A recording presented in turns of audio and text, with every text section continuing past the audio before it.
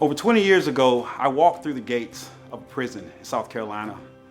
For the past 3 years prior to that, I had planned on what I was going to do once I was released from prison. Not only did I plan for myself, but I planned for other men and women who are in South Carolina prisons. Because the reality is, men and women are released from prison with nothing but the clothes on their back, and they get dropped off at the nearest bus station and they say, "Go do well." Here at Soteria Community Development Corporation, that's what we do. We help men and women reestablish their lives by helping them with education, housing, job training, and the things that they need in order to be a productive citizen. We understand what it means to reclaim solidarity. We are bringing people into our homes, into our churches, into our communities, into our lives. Imagine waking up in the morning and not having any idea of where you're going to sleep tonight. Well, that is the problem that a lot of people have once they are released from prison.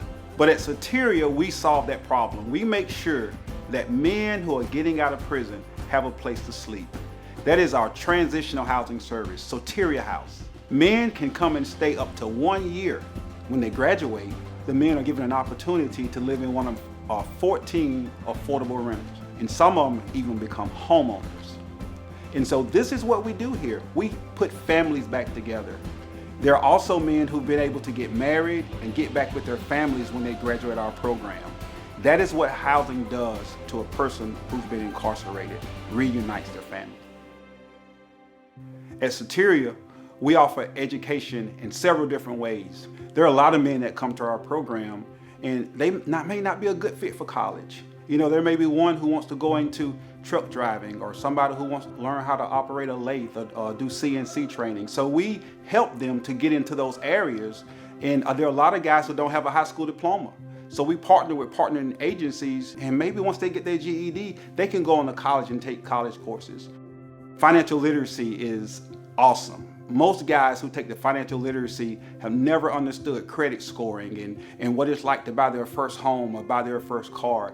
This is what education does for a person who's being released from prison. It gives them an opportunity to be a citizen and climb the economic mobility ladder. I love what Father Boyle says. The best way to stop a bullet is to give a man a job.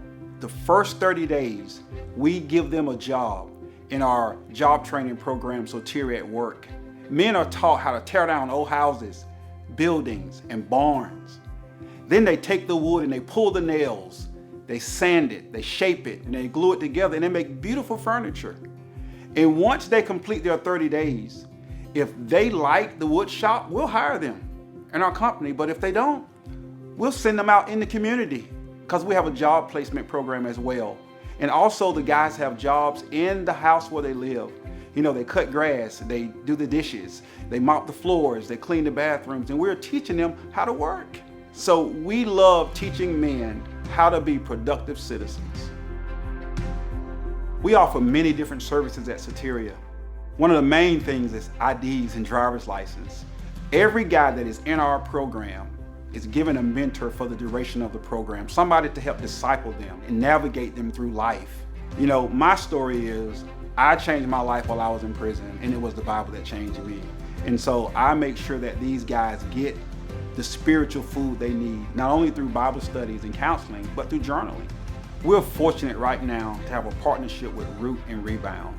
We have attorneys in our office helping those who have criminal backgrounds to navigate through this web of a system.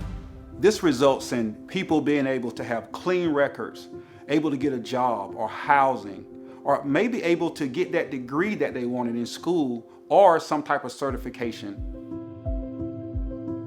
So what does reentry look like for the next 20 years? I often think about that. I certainly don't want to be doing this 20 years from now. I don't want to have my grandkids taking my job. I would much rather have an America where there are less prisons and there's more equity.